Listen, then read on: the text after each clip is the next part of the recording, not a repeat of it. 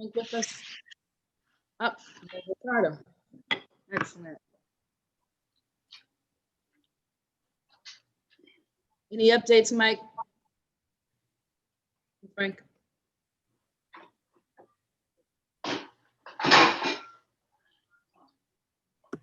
I'll text them back right now.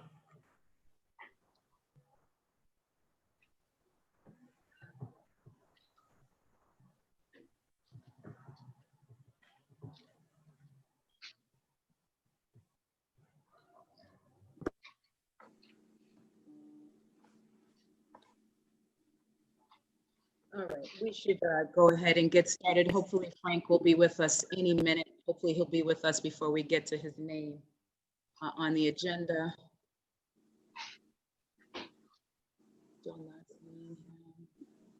Okay, well, we will make sure to include him when he joins. We're gonna go ahead and, oh wait, I see somebody coming, is that him?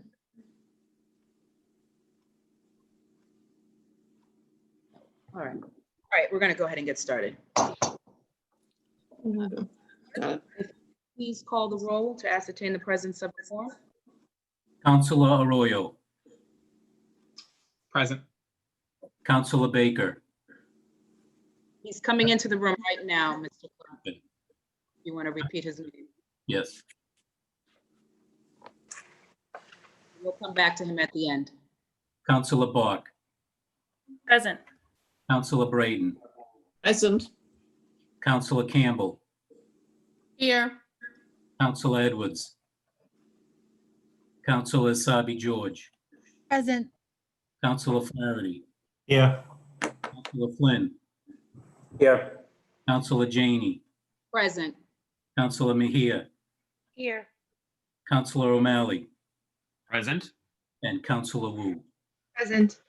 and Councilor Baker. Here. All right, Madam President, we have a quorum. Much, Mr. Clerk. I've been informed by our clerk that a quorum is present. We will be joined by Councilor Edwards a little later in the meeting, but we should continue to move on. And we will start our meeting like we always do with our invocation. Councilor Wu, I'm inviting you up to introduce our clergy. So Wu, you have the floor. Afternoon, everyone, and thank you so much to Pastor Alfred Montbelor for joining us. Pastor Montbelor is the head of U-Turn Ministries in Mattapan and president of the International Haiti Community Building Network. He's the founder of several organizations that support youth with after-school services and supports.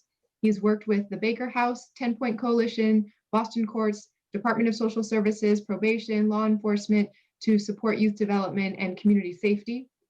On a personal note, he is just a treasure to the community, and we are blessed that he continues to serve. In 2006, Reverend Montbelor became very ill with cancer and fought a long battle. Today, he is doing well and working to come back slowly, continuing to improve his health and serve the community. And his long-term goal is to continue supporting the Haitian community of Massachusetts, build the capacity of community members, increase the knowledge and civic participation, especially young people, and empowering the larger community to be part of shaping our community. So thank you so much, Reverend Alfred Montbelor, for joining us, and the floor is yours.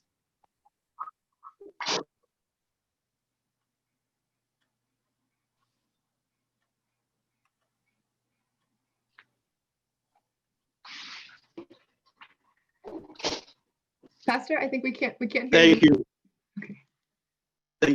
you. Thank you so much. I'm glad to join and be here this morning on behalf of the whole community Haitian and the community of Boston. I just thank you for giving me the chance to participate. I'd ask everyone to let us bow our heads together in a word of prayer. Loving Heavenly Father, we come to you this hour before our Boston City Council's meeting, asking for your wisdom and guidance. We pray for your wisdom. We pray for your guidance.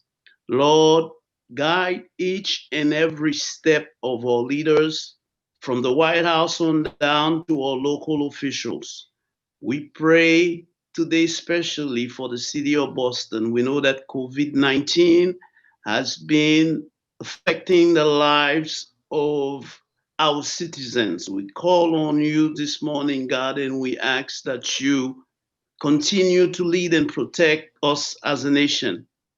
Give the city councilors of Boston the peace of mind, the courage, the willingness to do right. Keep each and every one of them safe, God, away from sickness, danger, temptation, and all other type of trap that may be in their path. Give them the desire to find ways to excel in their daily work. Help them to work together and encourage each other to excellence. We ask that each and every one of our city councilors would challenge each other to reach higher and farther, to be the best they can be, to make our great city of Boston fair for all with the same justice for everyone. We ask this in the name of our Lord Jesus Christ. Amen. Amen. At this time, Pastor, we're going to pledge allegiance to the flag if you'd like to join us. Pledge allegiance to the flag Flag of the United States States of America America, and to the republic for which it stands, stands one one one nation, nation, under under God, God, indivisible, indivisible, with with liberty liberty and and justice justice for for all. all. Thank you so much. And thank you again, Pastor, for that inspiring message. You are welcome to join us or leave at your leisure. We also have a special presentation today. We don't have many, well, we haven't had many during remote work, but it's great to get some of these things back on our agenda. And so grateful to have folks with us this morning. I'm going to invite Councillor Anissa Asabi George up to say some words and to get our special guests up to the dais, I guess, so that they can say some words. Councillor Asabi George, you have the floor. Thank you very much, Madam President. I'm proud to invite Principal Roger Oser from William J. Ostagai High School and his student, Francie Nieves, for today's council presentation. As you know, September is Recovery Month. In addition, we are participating in our first week of hybrid in-person learning for the Boston Public Schools, which makes this presentation all the more timely. The Ostagai High School is one of 4 recovery high schools in the state and provides life-saving support services for some of our most vulnerable students. During these difficult and unprecedented times, I think it's important to uplift the contributions of our residents working tirelessly every single day. In particular, Roger, I'd like to thank him for his leadership and dedication to our students. As Roger, I've gotten to know Roger, especially over the last 4.5 years or so. His commitment to our kids is really second to none, and the support he offers them, not just academically, but socially and emotionally, as they're also dealing with substance use disorders, really is amazing to see up close and firsthand. I hope that all of you, as schools reopen and when we get to a time where it's safe, I ask that all of you spend some time and visit Ostagai High School. Roger has brought with him today his student, and Francie is a Dorchester resident in the 12th grade at Ostagai. I thank you so much for both of you joining us, and I'd love to invite Francie to say a few words. Francie? Hello, everyone. My name is Francie. I'm 21 years old. I go to Ostagai High. I'm an alcoholic and an addict. My drug of choice is cocaine, opioids, benzols, and alcohol. I started using when I was 16 years old, and I felt like I wanted to be a cool kid, so I decided I wanted to use the drugs and alcohol.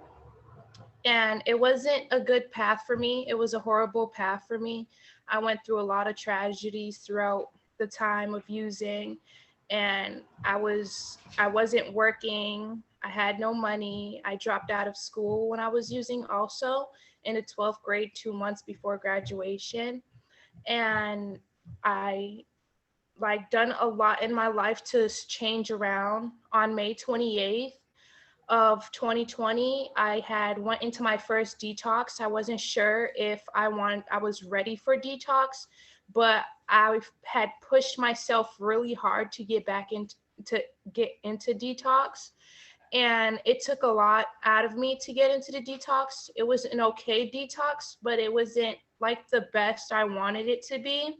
You know, I had somewhere to sleep, and I had food in my mouth, and I was able to take a shower. I wasn't sleeping on the streets, and I wasn't able to go to school and stuff when I was using. And when I got into detox, I was like, I want to further my treatment. I want to get better. I want to do better in life. I want to have an education. I want to go to college. I want to do what's best for me. So I ended up getting into my first program, the Cushing House. I was there for a month and a half, and I ended up leaving because I felt like, you know, if I can stay sober in a program, I can stay sober at home. So currently I'm in Boston with my mom, and I'm in the Ostagai High School, and I entered the high school in the summertime. And it's been the best school I've ever been to, really, because they really work with me. I've had some points in time in the summer where I had issues with my computer and I wasn't able to attend school. So they were able to be reached out to when they have good communication on when you're struggling and when you have things going on, to let them, you know.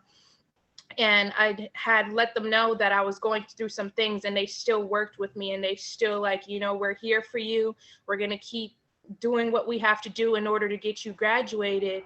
And now that school's officially started, and they've been really helpful too. They even though it's remote, they've been very good at it. They've been really pushing us to do better and to graduate. And that's the key goal for all the students in the school, is to graduate, and they're there for us, and they push us to be successful. That's all they really want for us, is to be successful students. And I really feel like, even though we're remote, I feel like some students also, on the behalf of other students, we really want to be in school too, because there's some points of remote learning, it really isn't helpful. So I would really love to get back into school, because that is like my number one thing. Like, I love being in person. I don't know what it is, but it's more easier for me to be in person and to learn and be hands-on with the teachers. And yeah, that's just the main goal. Like, I really just want to be in school, and I want to be person to person with the teachers, because the remote is really, I feel like it's really harder than the person on person. And yeah, that's what I had to say so far. Thank you. Francie, thank you so much for sharing your story with us, and I think sharing your energy and your spirit with us. It is a wonderful way for us to start our council meeting today. And Roger, thank you so much for introducing Francie to all of us and letting her share her story, and keep up your good work. I look forward to your graduation. Thank you, Roger, Francie. Thank you, Madam President. Thank you both. Thank you so much, and much success to you. Oops. Thank you. Thank you. We will move on in our agenda.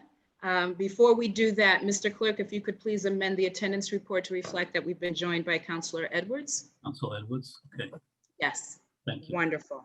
And now we will move on to the first item on our agenda, which is the approval of the minutes. Seeing and hearing no discussion on the matter, the chair moves to approve the minutes from the last meeting as presented. Mr. Clerk, could you please call the roll? Councilor Arroyo, Yes. Councilor Arroyo, yes. Councilor Baker, Yes. Councilor Baker, yes. Councilor Bart, Yes. Councilor Bart, yes. Councilor Brayton, Councilor Brayton, You're on mute. Oh, I know. I'm having difficulty with my microphone. Yes. Councilor Brayton, yes. Councilor Campbell, Hey, Alex. Yes. Councilor Campbell, yes. Councilor Edwards. Yes. Councilor Edwards, yes. Councilor Sabi George. Yes. Councilor Sabi George, yes. Councilor Flaherty. Yes. Councilor Flaherty, yes. Councilor Flynn. Yes. Councilor Flynn, yes. Councilor Janey. Yes. Councilor Janey, yes. Councilor Mejia. Yes. Councilor Mejia, yes. Councilor O'Malley. Yes. Counselor O'Malley, yes, and Counselor Wu. Yes. Counselor Wu, yes. Madam President, we have a unanimous vote. Any affirmative?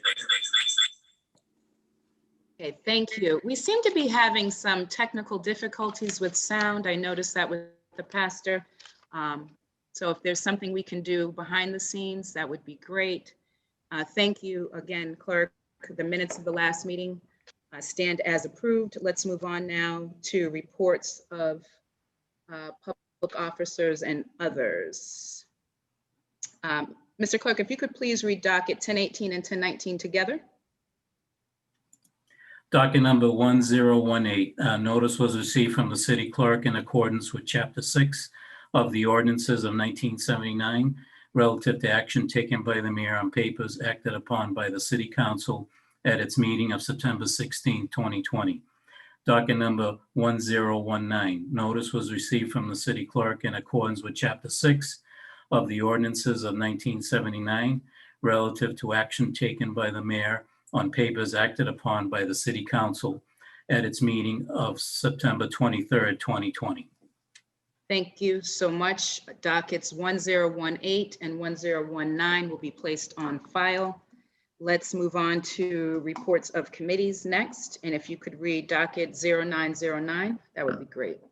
Docket number 0909, the Committee on Government Operations, to which was referred on August 19th, 2020. Docket number 0909, ordinance amending the City of Boston Code, ordinances Chapter 8-7, Public Improvement Commission. Submits a report recommending the ordinance ought to pass. Thank you so much. The chair recognizes Councilor Edwards, who is chair of the Committee on Government Operations. Councilor Edwards, you have the floor. Thank you, Madam President. Docket 0909, the ordinance amending the City of Boston Code, was sponsored by Mayor Walsh and referred to the committee on August 19th, 2020. The committee held a hearing on September 25th, where public comment was taken. This would amend Section 8-7.1 of the Boston Code regarding the membership of the Public Improvement Commission. I will refer to that as the PIC going forward. The proposal would expand the membership of the PIC to include the Commissioner of Disabilities Commission as a voting member. The proposal also expressly adds the executive director of the Boston Water and Sewer Commission in order to update the current ordinance. The executive director of the Boston Water and Sewer Commission currently has a vote on the PIC, but the BWSC was not in existence at the time that the current ordinance was enacted. It's more of a corrective measure when it comes to the Sewer Commission. Expanding the membership of the PIC will provide for the effective management of public rights of ways, enhance public travel, and safeguard public safety. The PIC owns and has jurisdiction and authority over the city's private and public ways. The Disabilities Commission works closely with BTD, the Boston Transportation Department, Public Works Department, and other entities to ensure the cities and sidewalks are open and accessible to all residents. This proposal would add a seat for the Disabilities Commissioner as a voting member. At the hearing, the committee heard from the following folks, from the following people from the administration: Chris Osgood, Chief of Streets; Commissioner Kristen McCosh, Disabilities Commission; Prada Jaya Singh, Engineer at Public Works Department; Todd Liming, Interim Chief Engineer of the PIC; and Chang Liu, the attorney from the Public Works Department. The committee expressed support for the PIC, expanding the PIC voting membership to include the Disabilities Commission due to the critical role it plays in ensuring accessibility. The committee recognized the importance of the role, and in light of the many planning initiatives in the city, felt it was very necessary they have a seat at the table. The committee expressed support for expanding the voting membership of the PIC to the Commissioner of Disabilities. And as the chair of the Committee on Operations, I submit this report recommending that this docket ought to pass. Thank you so much for that report. Councilor Edwards seeks acceptance of the committee report and passage of docket 0909. Mr. Clerk, if you could please call the roll. Docket number 0909, Councilor Arroyo. Councilor Arroyo. Yes. Councilor Arroyo, yes. Councilor Baker. Yes. Councilor Baker, yes. Councilor Bach. Yes. Councilor Bach, yes. Councilor Braden. Yes. Counselor Brayton, yes. Counselor Campbell. Yes. Counselor Campbell, yes. Counselor Edwards. Yes. Counselor Edwards, yes. Counselor Asabi George. Yes. Counselor Asabi George, yes. Counselor Flaherty. Yes. Counselor Flaherty, yes. Counselor Flynn. Yes. Counselor Flynn, yes. Counselor Janey. Yes. Counselor Janey, yes. Counselor Mejia. Yes. Counselor Mejia, yes. Counselor O'Malley. Yes. Counselor O'Malley, yes. And Counselor Wu. Yes. Counselor Wu, yes. Madam President, we have a unanimous vote in the affirmative. Excellent. Thank you so much. The committee report has been accepted and docket 0909 has been passed. Moving right along to matters recently heard for possible action. If you could read docket 0890, that would be great. Docket number 0890, order for a hearing to discuss internet access and digital equity in the city of Boston. Thank you so much. The chair recognizes Councilor Flynn, Chair of the Committee on City and Neighborhood Services. Councilor Flynn, you have the floor. Thank you. Thank you, Madam President. Madam President, the Committee on City Neighborhood Services held a hearing on Monday on digital equity and internet access. The hearing was sponsored by myself, Councilor Mejia, and Councilor Flaherty. The panelists include Mike Lynch, Director, Broadband and Cable, DoIT; David Elge, Chief Information Officer, DoIT; Dan Noyes, the CEO of Tech Goes Home; Glenn Williams, the General Manager of Boston Neighborhood Network Media; Akeem Jackson, Senior Director of Family Engagement and External Relations, Up Education Network; Dr. Pam Edinger, President, Bunker Hill Community College; Lorena Lapora, Executive Director, Mass Latinos for Education; Deborah Baucus, Executive Director of the Castle Square Tenants Organization. Panelists and counselors in attendance all highlighted the importance of having internet access to the internet, especially during this pandemic, as services, resources, and classes moved online. As Councilor Braden mentioned in the hearing, internet is now an important utility, just like electricity.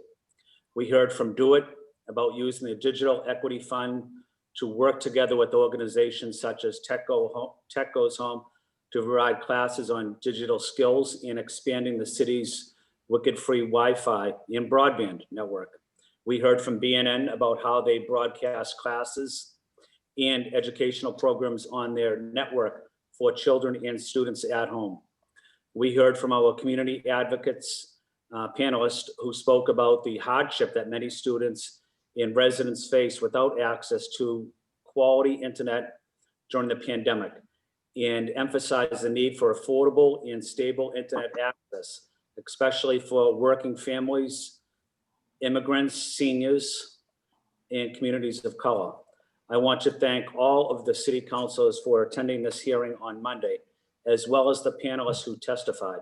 Digital equity is an important issue, and I look forward to continuing working with my colleagues and advocates on this issue and having a future working session as well.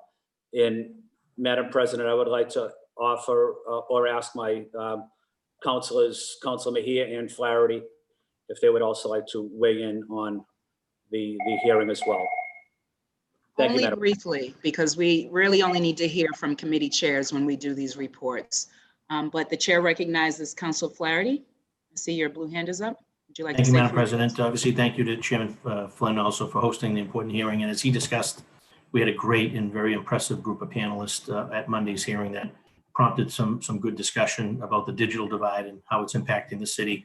There's clearly a lot of work to be done on this issue. I know that we as a body are willing and able partners, along with the administration, along with philanthropic partners and many community partners. So I look forward to continuing this critical work. And several suggestions came forward, whether that was sort of implemented strategies around creating guides and help books to help families better understand this, pivoting and bringing in entirety community of college students to online classes, as well as suggesting ideas such as mesh networks. So, and I also think hopefully through the chair, when we have the working session, we'll bring in the providers. Some are better than others. Some are doing more than others, a lot like Pilot. I think they need to be part of the discussion and part of the solution as well. So look forward to that and appreciate the comments. Excellent. Thank you so much, Council Flaherty. The chair recognizes Council Mejia. Council Mejia, you have the floor. Yes, thank you, Madam President. I'll be very brief with my remarks. Just wanted to uplift and highlight a lot of the issues that also bubbled up to the top in terms of equity and access with language barriers that a lot of folks were experiencing. And I think that the city has an opportunity to identify partners. As Councilor Flaherty alluded to, we have a lot of colleges in the neighborhoods. And we also have business partners that if we're not tapping into these folks who are doing business in the city of Boston and finding ways for them to support our most vulnerable learners, then we're missing out on an opportunity. So really looking forward to the working session and what comes after that. Thank you so much, Madam President, for giving me the privilege of speaking. Thank you, you guys. Thank you so much. This is docket 0890, and it will remain in committee. We will now move on to docket 1003. Docket 1003, home rule petition for a special law, an act directing the City of Boston Police Department to waive the minimum age requirement for police officers for Daryl LaMonica. Thank you so much. The chair recognizes Councilor Edwards, who is chair of the Committee on Government Operations. Councilor Edwards, you have the floor. Dear colleagues, docket 0113, the petition to waive the maximum age requirement for police officer Daryl LaMonica was sponsored by Councilor Frank Baker, referred to the committee on September 23rd. The committee held a hearing on September 29th where public comment was taken. In attendance was the lead sponsor, Councilor Baker, also Councilor Asabi George, Councilor Braden, Councilor Flaherty, and Councilor Flynn. Docket 0113 would authorize the City of Boston to waive the maximum age requirement of the original appointment according to state laws. Currently, the state law, or initially the state law, MGL Chapter 31, Section 58A, provides that the maximum age for original appointment as a police officer is 32 as of the date of entrance of the examination, and also allows credit for military service. However, Chapter 43 of the Acts of 2007 raised the age of original appointment as a police officer in Boston by providing that no person shall be eligible for original appointment of police officer in Boston if such person has reached their 40th birthday on the date of the entrance examination. This home rule petition relates specifically and only to Daryl LaMonica. It does not in any way change the age requirements for anybody else petitioning to go into the Boston Police Department. Mr. LaMonica would still be required to meet all the qualifications in order to become a police officer, including getting through the academy, passing the exam, physical capabilities, and successful completion of the academy. This home rule petition is the mechanism that would allow Mr. LaMonica to be certified for original appointment. Currently, he is 3 months too old in order to, and didn't make the cutoff by 3 months.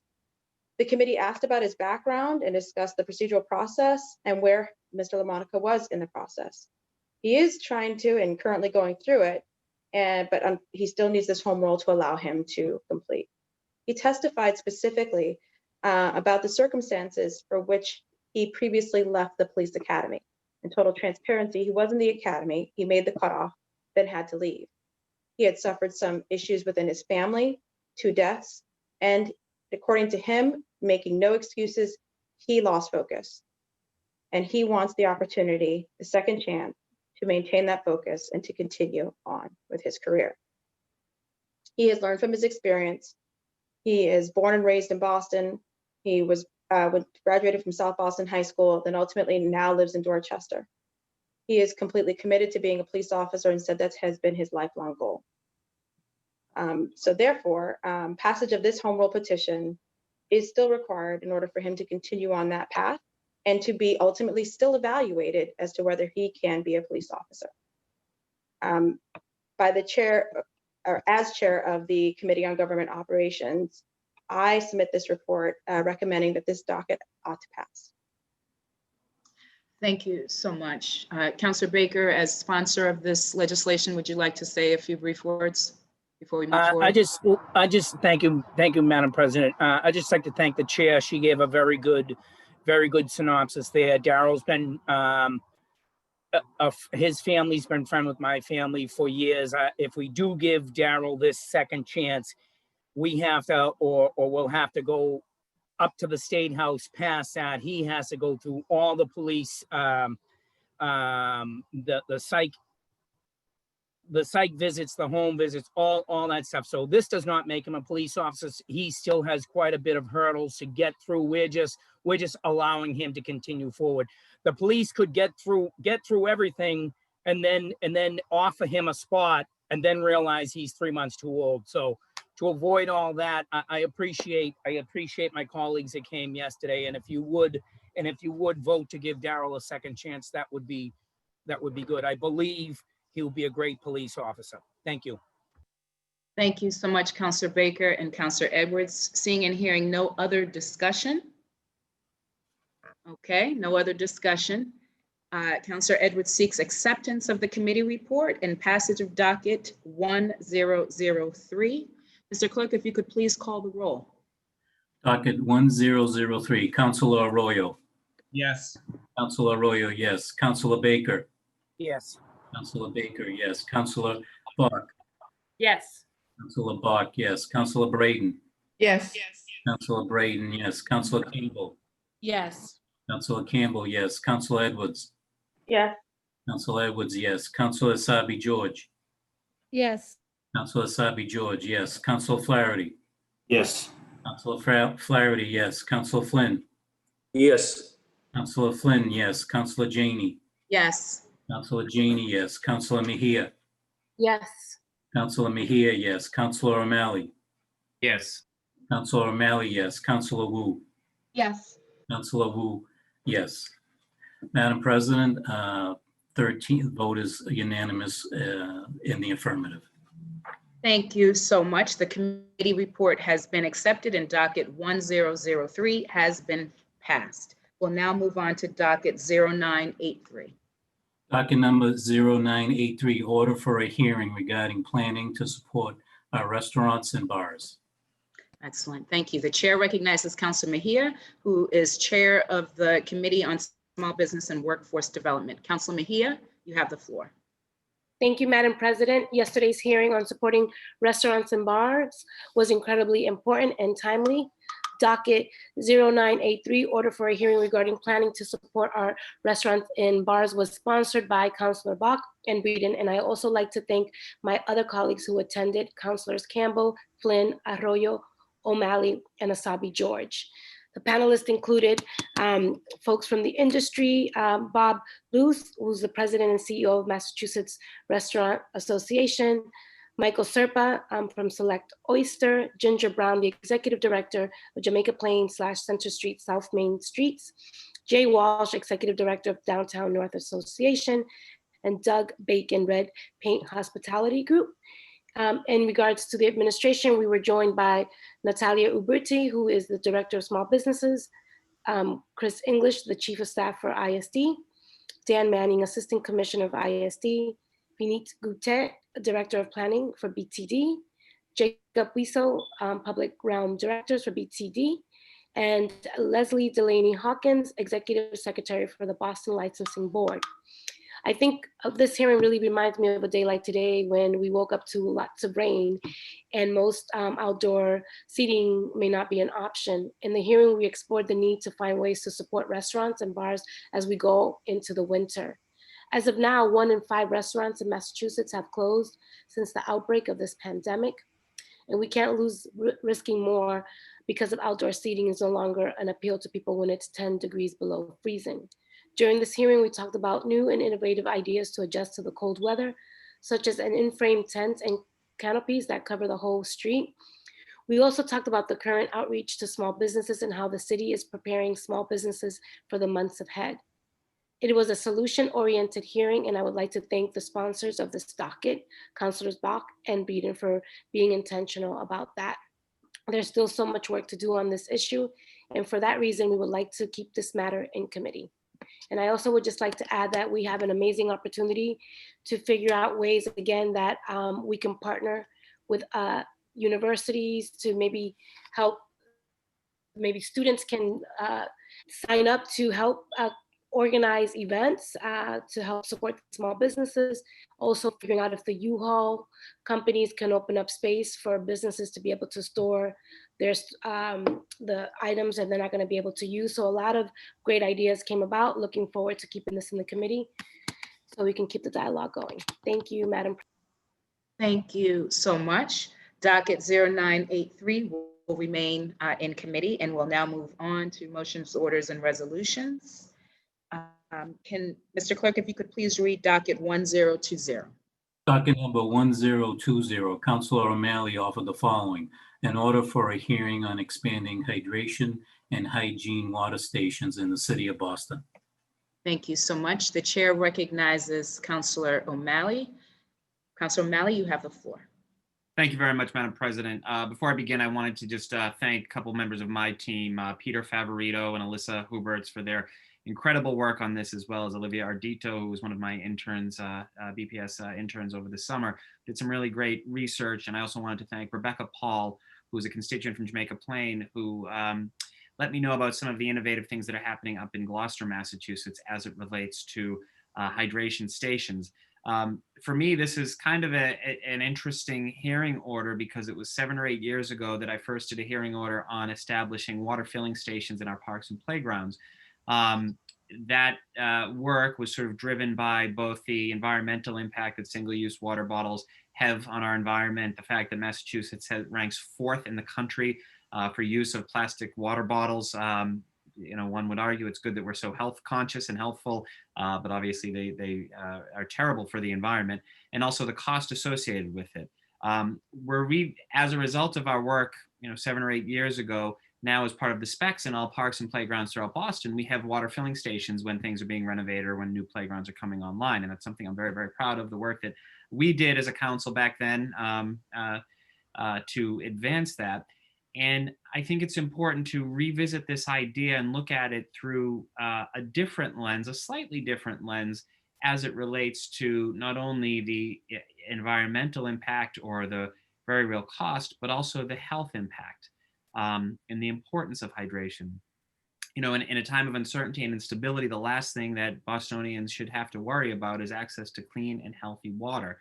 With the ongoing pandemic, as well as the record hot weather that we've experienced over the last several summers, which is a result from man-made climate change, access to water is vital for promoting health, both through hydration and hygiene.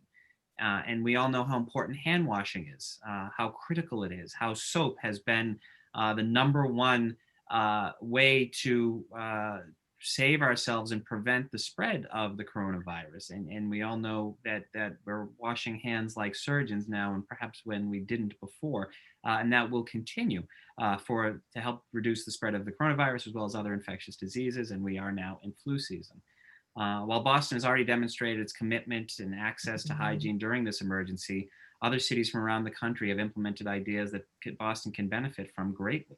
Cities like Washington, D.C. and Los Angeles have installed portable hand washing stations in central squares and other heavily trafficked areas, allowing everyone the opportunity to wash away any potentially harmful germs with which they come in contact. But the buck does not stop here. Any efforts to expand water filling stations have longer-term investments in permanent access to hygiene. Hygiene challenges are exacerbated by hydration challenges, especially during heat waves in the summer months. Local efforts at identifying these heat islands and other at-risk areas can be important for saving lives during heat emergencies. The number of deaths caused by heat and hot weather grows exponentially every year, and this is just a simple way that we can address that and help protect certain people. Now, I've been very gratified to have worked with Museum of Science, our neighbors just over the streets, technically Cambridge, but some of their museum is also in Boston as well. And they've got a team that's really undertaken a local evidence-based project to map heat islands and at-risk areas for climate change within Boston. And they're going to be partners with us as we have this hearing in the weeks and months ahead. One thing their project highlighted was the challenges that presented by high asphalt downtown locations and the benefits that hydration stations, trees, or other forms of shade could confer on residents and tourists alike spending time in our downtown. The locations of urban heat islands within the city of Boston reflect historic structural disparities in income, as well as access to opportunity within our city. Now, according to the Parks Department, the City of Boston has 158 locations for public drinking fountains. The vast majority of these are located in parks. Again, a lot of this has come from our work as a body within the last 8 years. Now, we know that there are also some disparities in green space, and while we celebrate the fact that everyone lives within a 10-minute walk to a park in the Boston, we have more work to do. And we know that certain neighborhoods tend to have more parks and open space, and therefore would likely have more access to water fountains. Therefore, as we talk about the work and how I want to approach it this time a little bit differently, we must apply an equity lens to access to water and expand water stations for more Boston, for all Boston neighborhoods to enjoy and to benefit from. This obviously includes more densely populated and heavily trafficked areas around the city, including our main streets, our bus, our subway stations, and our libraries. Now, the demand for these water filling stations is reflected in many participatory budget processes, including last year's Mayor's Youth Council for Boston, as well as in the city of Cambridge. We've also seen how public art can play a role in this. That's one of the reasons why I'm so excited about this hearing order. You look at how public art there are water filling stations and sanitation stations that look like beautiful fountains that we can emulate. We could make this into a great contest throughout the city. We could partner with some of our colleges and universities, as the previous speaker said, with another matter, but this is a way that not only we could identify them, but really build some beautiful looking infrastructure that both provides a service and enhances the public art. Now, access to safe drinking water would not only benefit Bostonians, but the regular large influx of tourists as well, especially as the pandemic subsides. From the North Shore of Massachusetts to the Mediterranean, cities such as Gloucester and Florence, Italy, have installed water filling stations in accessible areas for residents and tourists alike. Oftentimes, we're reminded that the most effective solutions to major problems can quite often be the simplest. With water being a human right, I strongly encourage the City of Boston to expand our current water fountain system to include both water filling as well as hand washing stations. We have a responsibility to keep our most vulnerable communities safe, from Boston's unhoused population to neighborhoods most affected by heat islands and climate change. We have the infrastructure in place already. With these additions, we can wash away age-old inequities ever so present in our city and ensure that all who call Boston home are healthy. Now, two things I want to add, and I appreciate I've probably gone over my time a little bit. One is we also need to make sure that these water filling stations and these hand sanitation, these hand washing stations are available year round. We as a city turn off many of these fountains towards the end of November typically. We don't need to do that. There are cities that are far colder than Boston that are able to have insulated pipes that allow for these to continue through all 12 months of the year. So that's one thing that we need to do, and we need to do it quickly. We need to do it now. Secondly, this is a real opportunity that I'm excited about. It is not dissimilar from work that we did on sunscreen dispensers. I called the hearing order on sunscreen dispensers that was met with a wry smile from many former colleagues at the time. And now, because of our work, Boston was the first major city to offer sunscreen dispensers in parks and playgrounds. Every state in the union now offers that in some place. We were national leaders here.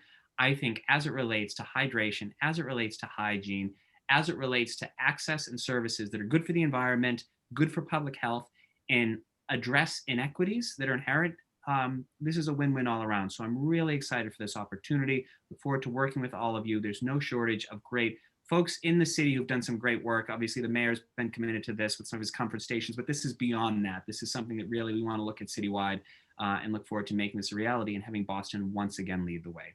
Thank you very much, Madam President. Look forward to getting to work on this very important topic. Thank you so much, Councilor O'Malley. Seeing no other discussion, wondering who would like to add their name. Mr. Clerk, if you could please add Councilor Flynn, Councilor Bach, Councilor Sabi George, Councilor Edwards, Councilor Arroyo, Councilor Baker, Councilor Flaherty, Councilor Campbell, Councilor Braden, Councilor Mejia, Councilor Wu. Please also add the chair. Docket 1020 will be referred to the Committee on Environment, Resiliency, and Parks. We will now move on to docket 1021. Mr. Clerk. Docket number 1021, Councilor Flaherty offered the following. Order for a hearing regarding the declining enrollment at Boston Public Schools. Thank you so much. The chair recognizes Councilor Flaherty. Councilor Flaherty, you have the floor. Thank you, Madam President. And please add, as an original co-sponsor, my at-large colleague and our Chair of Education, Councilor Lisa Asabi George. Excuse me.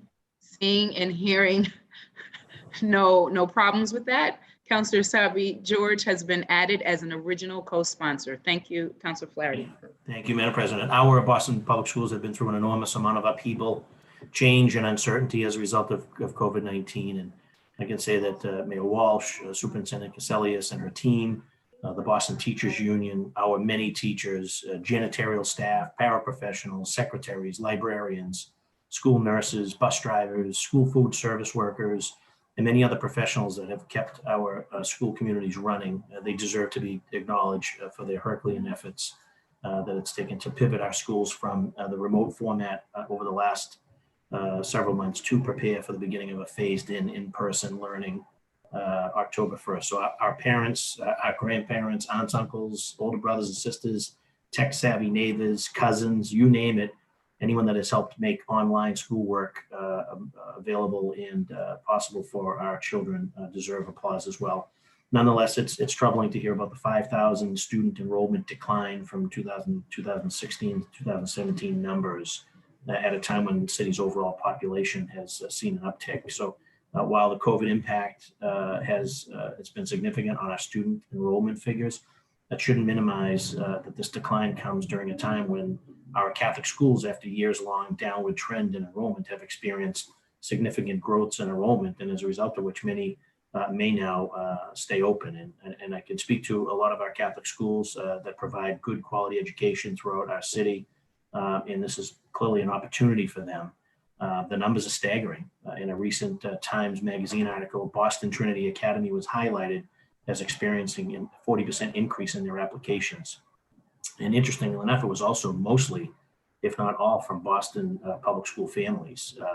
And the superintendent of schools in the Archdiocese of Boston, Thomas Carroll, also reports that an increase of nearly 4,000 new students had enrolled in Catholic schools in Boston for the upcoming school year. So the decline in enrollment is troubling for a number of reasons, chief of which is the weighted student formula that helps determine funding levels for our schools. And declining enrollment may have detrimental impacts and effects on funding levels for our schools. So I want to ensure that as a city, we're being proactive about identifying factors that are driving enrollment declines, as well as implementing changes that will help address these factors. It's sort of a double-edged, it's a good news, obviously, for our Catholic school partners, but clearly it's ringing alarms for us here with respect to the Boston Public Schools. So many people, including all of my colleagues on this body, have been sounding the alarm about COVID-19 exacerbating the achievement gap in our schools. And I'm concerned that if this trend continues, we'll end up with an even deeper educational divide with families that can afford private school and Catholic school tuition on one side, and families that are also getting the benefit of the in-classroom learning, and families that can't on the other side. So goes without saying, all of our Boston Public School students deserve access to high quality education here in our city. And for that reason, I'm looking forward to an expedited public hearing, working closely with the Chair of Education and our colleagues to discuss this very important and pressing issue with a significant decline. 5,000, those are real numbers. 5,000 decline based on our 2016, 2017 numbers. So we need to tackle this and tackle it quickly. Thank you, Madam President. Thank you so much, Councilor Flaherty. The chair recognizes Councilor Asabi George. Councilor Asabi George, you have the floor. Thank you again, Madam President. Thank you to Councilor Flaherty for adding me as an original co-sponsor to this hearing order. Declining enrollment in our public schools is a major and long-standing issue nationwide. It's an issue connected to many complex issues, like the decades-long efforts to defund public schools at the federal and state levels, the ramifications of existing racial and economic segregation, and mismanagement, sometimes too often at the district level. I look forward to getting into this conversation with the hope that we will be able to lift up solutions that will untangle this complex knot and will set every BPS school up to be the best school possible, providing the highest quality education to every student, and noting the sort of the competitive disadvantage that we too often find our public schools in, when we know that our Boston Public Schools really do offer the best academic and school opportunity for our students across the city of Boston. So it's a conversation certainly around the impact of parochial schools on the public schools and declining enrollment and the relationship there, but also the declining enrollment and the relationship with our charter schools. And that very specifically goes to some of the funding issues and corrections that we've seen happen at the state level. And we need to make sure we can realize, especially as the state completes their budget process in the coming weeks. I look forward to this conversation, look forward to making sure and ensuring that our Boston Public Schools are the beacon and the light of hope for our students across the city and the place where our families want to send their children to school. Thank you, Madam President. Thank you, Councilor Flaherty. Thank you so much, Councilor Sabi George. The chair recognizes Councilor Edwards. Councilor Edwards, you have the floor. Thank you very much for this hearing order. I want to be clear. I hope that some of the Catholic schools are actually present and come to this hearing to discuss their decision to basically open full schooling and to treat as though there's really no pandemic going on. While I appreciate the fact that, you know, we're dealing with declining enrollment, I think, you know, part of this conversation needs to just be very frank, right? This was a competition move. They were able to poach and get a lot of BPS parents and kids to come to Catholic schools who could afford to do it. It was financially to their benefit to get them to come and to compete with them in ways that public schools could not. Those families had resources and were already probably, there was an equity to begin with, that you can have this as an option when other parents and families do not have and cannot afford to pay for private education.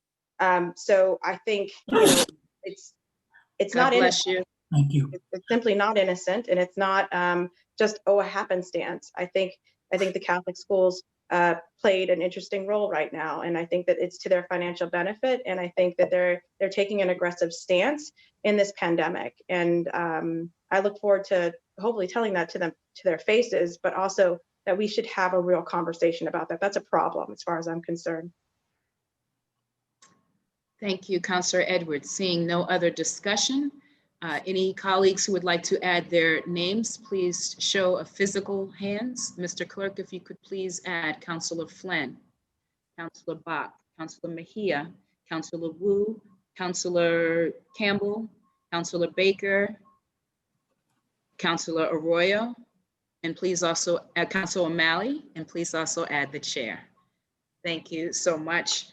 Docket 1021 will be referred to the Committee on Education. We'll move on to docket 1022. Docket number 1022, Councilor Flynn offered the following: a resolution recognizing International Week of the Deaf. Thank you so much. The chair recognizes Councilor Flynn. Councilor Flynn, you have the floor. Thank you. Thank you, Madam President. Madam President, may I add Councilor Edwards as an original co-sponsor? Seeing and hearing no objections, Councilor Edwards has been added. Thank you, Madam President. Madam President, we filed this resolution to recognize International Week of the Deaf, also known as Deaf Awareness Week. This week is celebrated during the last week of September, initiated by the World Federation of the Deaf, but to celebrate accomplishments of those who are deaf and to promote their rights as well. The Massachusetts Commission for the Deaf and Hard of Hearing estimates that there are 65,000 people with hearing disabilities in Massachusetts, and hearing problems are far the most common service-related disability among veterans as well. Our city is doing a lot to support our hard of hearing and deaf community. I'm also proud of the Horace Mann School for the Deaf and Hard of Hearing, which is a BPS school located in Brighton. It is the oldest public school for those with hearing disabilities in the United States, provides a dual language program for individuals with hearing disabilities to be both fluent in ASL and English. As we know, ASL is the primary language for those who have hearing impairment to communicate. I'm also proud of the City of Boston Disabilities Commission and Commissioner McCosh. They have made significant improvements throughout the city to provide language and communication access for those who are hard of hearing as well. we need to continue to support and advocate for the full participation in everyday life of those that are hard of hearing and those with disabilities as well. So I want to file this resolution to recognize our deaf and hard of hearing community, and would like to respectfully ask to suspend and pass this resolution. Thank you, Madam President. Thank you so much, Councillor Flynn. The chair recognizes Councillor Edwards. Councillor Edwards, you have the floor. Thank you very much. It also noted in the resolution is the fact that I believe that 1 in 8 people are hard of hearing. And what I learned when I was taking my own ASL classes is it's the fourth, Councillor Edwards, you're on mute. Sorry, somehow you could hear me? Yep. It's the fourth spoken language in the country. So for many of us, that would be a question why BPS schools beyond the Horseman aren't also teaching ASL. It's about being inclusive and acknowledging that many of us at one point might have perfectly fine hearing now, but may not in the future. Or you may have a deaf child or someone in your family. And what I also learned while taking the ASL courses is that there is a true disconnect for many of the children who are children of color. A lot of their families, they go home to families that will not, cannot, and do not learn ASL. You imagine the time that you can speak and express yourself is only during school. So in this particular time during the pandemic, where a lot of them are still coming into stages of points of being able to access their own voice, literally their own voice. I think it's really incumbent on us, and I want to thank Councillor Flynn for introducing us to remind us of not only who is not seen, but also who is not heard in this moment in this pandemic.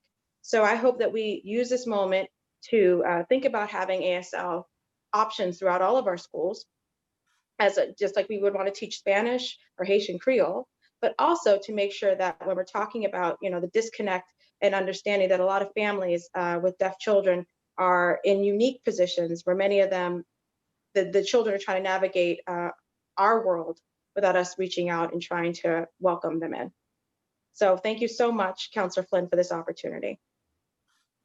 Thank you so much. Not seeing anyone else who wants to speak, we will add names by a show of physical hands. Mr. Clerk, if you could please add Councillor Mejia.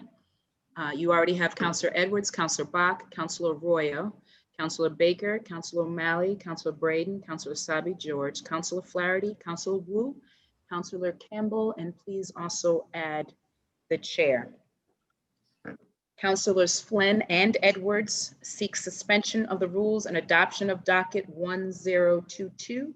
Mr. Clerk, if you would please call the roll. Docket number 1022, Councilor Arroyo. Yes. Councilor Arroyo, yes. Councilor Baker. Yes. Councilor Baker, yes. Councilor Bach. Yes. Councilor Bach, yes. Councilor Braden. Yes. Councilor Braden, yes. Councilor Campbell. Yes. Councilor Campbell, yes. Councilor Edwards. Councilor Yeah, Edwards, sorry, I was mute. yes. Councilor Edwards, yes. Councilor Asabi George. Yes. Councilor Asabi George, yes. Councilor Flaherty. Yes. Councilor Flaherty, yes. Councilor Flynn. Yes. Councilor Flynn, yes. Councilor Janey. Yes. Councilor Janey, yes. Councilor Mejia. Yes. Councilor Mejia, yes. Councilor O'Malley. Yes. Councilor O'Malley, yes. And Councilor Wu. Yes. Councilor Wu, yes. Madam President, unanimous vote in the affirmative. Thank you so much. Docket 1022 has been adopted. We'll move on to docket 1023. Docket number 1023, Councilor Mejia offered the following: a resolution recognizing October as Dyslexia Awareness Month. Thank you so much. The chair recognizes Councilor Mejia. Councilor Mejia, you have the floor. Thank you, Madam President. I would like to suspend the rules and add Councillor Asabi George as an original co-sponsor. So thank you. And you don't need to suspend the rules for that one because you're the only one. You're just adding a second. But seeing and hearing no objections, Councillor Asabi George has been added. We only need to suspend the rules to add a third co-sponsor. So Councillor Asabi George has been added. Go ahead, Councilor Mejia. Under federal law, dyslexia is a specific learning disability condition that makes students eligible for special education services, but educators fail to diagnose it. They, like the general public, think dyslexia is preserved for the IQ elite and families who are able to afford private educational assessments. The invisible dyslexics, predominantly poor children, are academically doomed because their problems in learning to read are either diagnosed too late and treated too little, or not diagnosed or treated at all. October is recognized around the world as Dyslexia Awareness Month, for a time for people to come together to raise awareness, share resources, tell success stories about those who are living with dyslexia. A few notable names of famous people with dyslexia are Whoopi Goldberg, Jennifer Aniston, Albert Einstein, Muhammad Ali, Danny Glover, and a long list of others. We had the opportunity to work with Fabienne Ikla, or as we know her in our office, Miss Resources, on this hearing order. When writing this resolution, Fabienne kept bringing it back to education, especially in this time of remote learning. We need to be intentional about finding new ways to address the needs of all students. Nobody deserves to go underserved or undervalued because of their dyslexia. I know this because of the work that Fabienne has done specifically with her own daughter as she struggles through the Boston Public Schools, seeking the resources and support that her daughter needed. And I am really happy to be able to work alongside Fabienne as we continue to fight for education justice across the entire city of Boston in all types of schools. So I move that we suspend the rules and pass this resolution in support of Dyslexia Awareness Month. Thank you, Madam President. Thank you so much. The chair recognizes Councillor Asabi George. Councillor, you have the floor. Thank you, Madam President, and thank you to Councilor Mejia for adding me as a co-sponsor to this resolution. On October 15th, I'm pleased to say that City Hall will be lit up red as part of this month's campaign to raise awareness around dyslexia. Back in June, I filed a hearing order to examine dyslexia services in BPS, and I'm looking forward to holding that hearing in October. My office is also organizing a virtual watch party on October 19th to view a few videos about dyslexia and talk with students and parents about their experiences with existing dyslexia services. I hope you will all join this watch party. I in particular want to also thank Fabienne Alician and Marcella Sliney, who have been incredibly helpful to me and my team, as well as Councilor Mejia's team, as she mentioned. They are both wonderful parents of dyslexic students or students with dyslexia, and are passionate advocates for increasing awareness, screening, and support services for students with dyslexia. And it's so important that as we talk about education, we talk about preparing to return to school and making sure that students have access to the services they need, that we are paying particular attention to students with very specific needs that are too often undiagnosed and often very much siloed into one type of disability, that there is a spectrum along different disabilities and different learning styles that students have. So this work is incredibly important, and I'm so proud and elated to have Councilor Mejia's partnership and leadership in this effort as well. Thank you, Madam President. Thank you so much. Seeing and hearing no other discussion, would folks like to add their name? Show of physical hands, please. Mr. Clerk, if you could please add Councilor Flynn, Councilor Bach, Councilor O'Malley, Councilor Braden, Councilor Edwards, Councilor Baker, Councilor Royo, Councilor Flaherty, Councilor Wu, Councilor Campbell. Please also add the chair. Councilors Mejia and Asabi George seek suspension of the rules and adoption of docket 1023. Mr. Clerk, if you would please call the roll. Docket number 1023, Councilor Arroyo. Yes. Councilor Arroyo, yes. Councilor Baker. Yes. Councilor Baker, yes. Councilor Bach. Yes. Councilor Bach, yes. Councilor Braden. Yes. Councilor Braden, yes. Councilor Campbell. Yes. Councilor Campbell, yes. Councilor Edwards. Yes. Councilor Edwards, yes. Councilor Asabi George.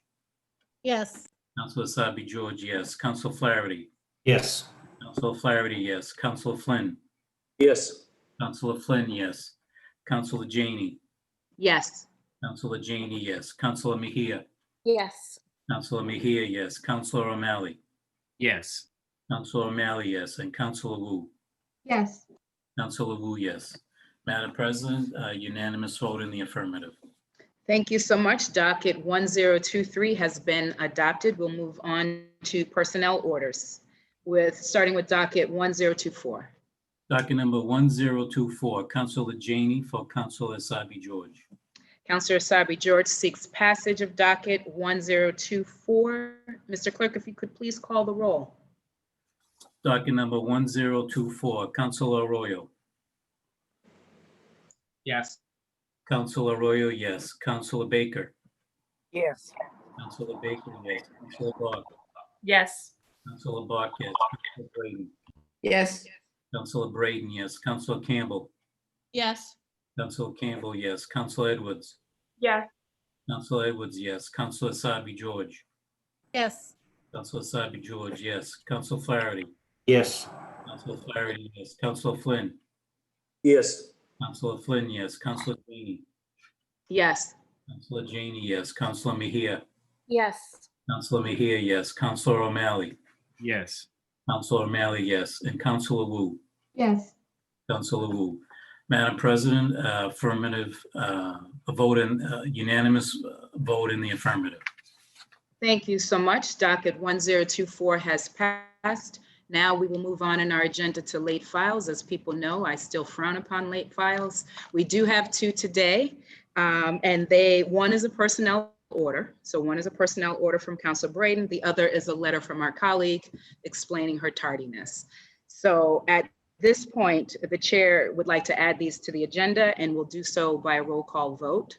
Seeing and hearing no discussion or objections to adding these matters, we'll take the roll. Mr. Clerk, could you please call the roll? Counselor Arroyo. Yes. Counselor Arroyo, yes. Counselor Baker. Quick clarification, we're voting to just allow these two late files? Yes. Right. Thank We're you, thank adding you. them to the agenda. Yes. Counselor Baker, yes. Counselor Bach. Yes. Counselor Bach, yes. Counselor Braden. Yes. Counselor Braden, yes. Counselor Campbell. Yes. Counselor Campbell, yes. Counselor Edwards. Yes. Counselor Edwards, yes. Counselor Asabi George. Yes. Counselor Asabi George, yes. Counselor Flaherty. Yes. Counselor Flaherty, yes. Counselor Flynn. Yes. Counselor Flynn, yes. Counselor Janey. Yes. Counselor Janey, yes. Counselor Mejia. Yes. Counselor Mejia, yes. Counselor O'Malley. Yes. Counselor O'Malley, yes. And Counselor Wu. Yes. Counselor Wu, yes. Madam President, unanimous vote in the affirmative. Thank you so much. So now these two late file matters have been added to our agenda. We'll take them separately, starting with the personnel order. Mr. Clerk, could you please read that late file matter? Personnel order, Counselor Janey for Counselor Braden. Thank you. Counselor Braden seeks passage of this late file matter. Mr. Clerk, if you could please call the roll. Counselor Arroyo. Yes. Counselor Arroyo, yes. Counselor Baker.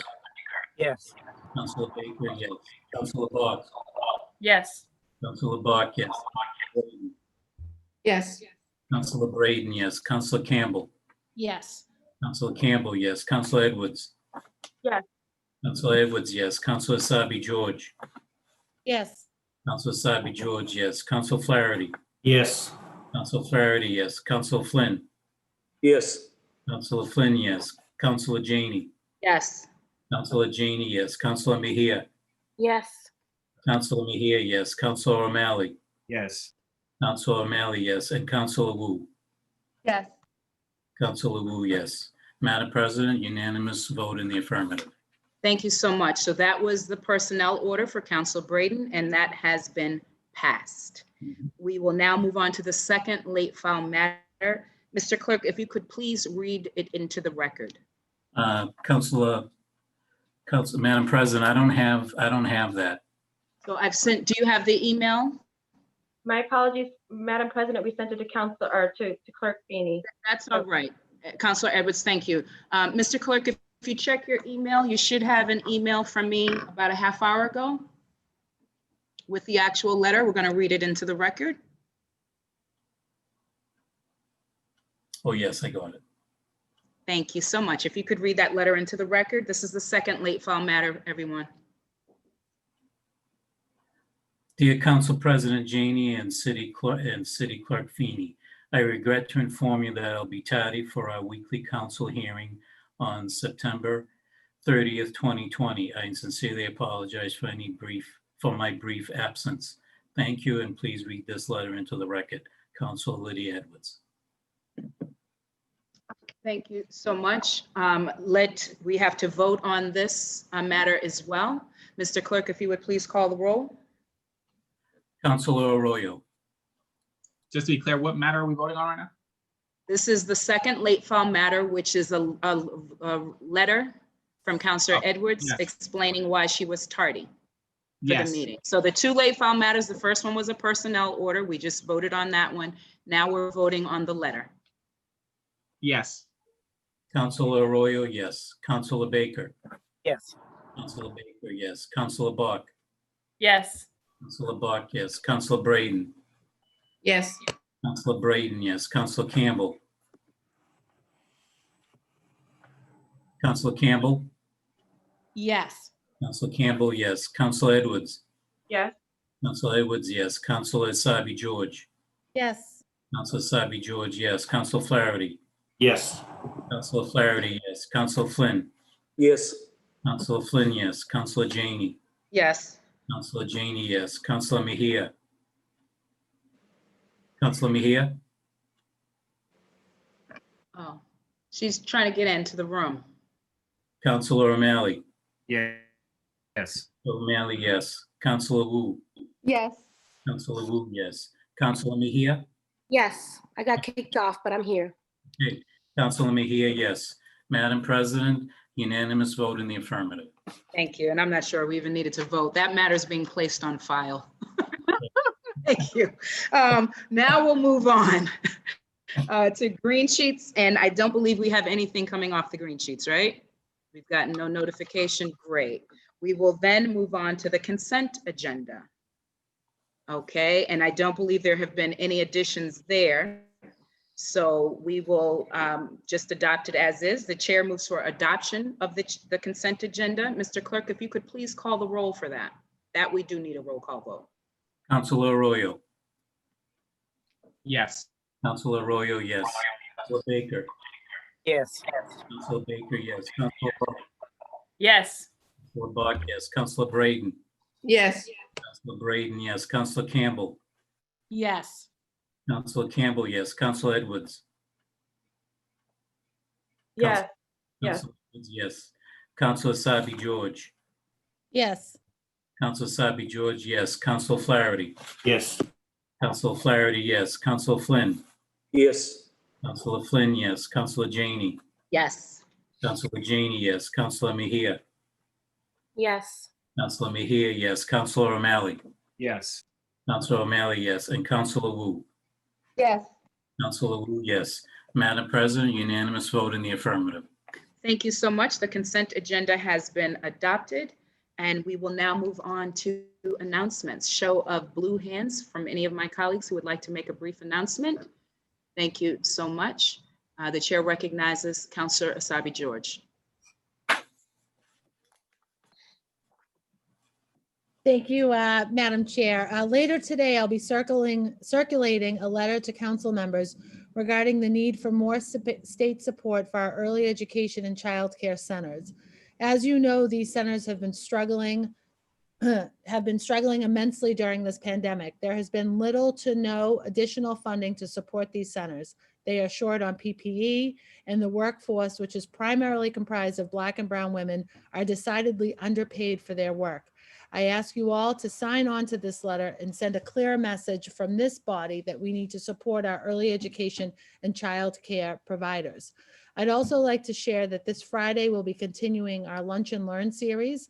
We'll be live on my Facebook feed at 12:30 to learn from Mark Racine, BPS Director of Technology. We will continue the conversation around the digital divide and the technology challenges facing the BPS community this year. Anyone can submit questions ahead of time to my office or via the chat on the live stream. I hope to see you. I hope to see you there. I hope you'll tune in. I'd also like to make note that I missed this in my comments around the dyslexia resolution, and to note that Councillor Ed Flynn has been a tremendous partner in that work as well, consistently and continually focused on supporting our students of all dealing with any learning disability and any challenges or unique learning styles. So I just want to make note to thank Councillor Flynn in that matter. Thank you, Madam President. Thank you, colleagues. Thank you so much. The chair recognizes Councillor Bach. Councillor Bach, you have the floor.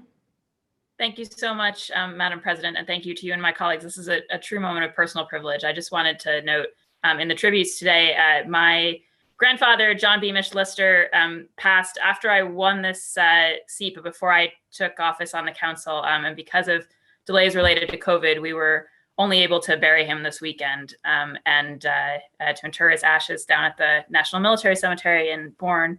And I just have been thinking about him a lot. And it's also 6 years since my other grandfather, John Fairfield Bach, passed. And both of them were real believers in city building and our civic institutions and the kind of frameworks we build even outside of government in order to survive resiliently the moments like the one we're in. So this is, again, it's a true moment of personal privilege just to say that those two John grandfathers, both important parts of my life, both actually Korean War veterans, who I'm thinking of very much this week. So thank you, Madam President. Thank you so much. Any other announcements from colleagues? Not seeing any blue hands. Let me just take a moment to thank Central staff. I am reminded more and more as, you know, I watched a little TV last night, I'm sure like some of you did. And, you know, I'm physically ill and in knots. And I just want to thank, it just made me feel so grateful that while we are in this mess that we're in, that I get to be in this mess with you guys. So I wanted to thank Central staff. I want to thank my own team for keeping me sane, or as sane as you can during these crazy times. And then I want to thank all of my colleagues here for your incredible work. It is really scary what we are going through as a nation, but I always believe that the work really starts at the local level. So I'm grateful to do this work with you. I wanted to thank our clerk with us today. I think I got through the meeting without once calling you Madam Clerk, so thank you. And I wanted to thank our pastor, Pastor Montblair. This might be the first time our clergy has stayed with us through the entire meeting. So it was great to have you here. Thank you for blessing us and praying for us at the beginning of the meeting. I ask that you can keep us in your prayer. Keep us lifted in your prayer as a body and as individual counselors. So with that being said, why don't we move on to memorials. Like we always do, we will adjourn today in memory of the following individuals. For Councilor Bach, her grandfathers, John Beamish Lister and John Fairfield Bach. And for Councilor Asabi George, Joseph Nowak, Modestia G. Principe, and Regina Phillips. A moment of silence, please.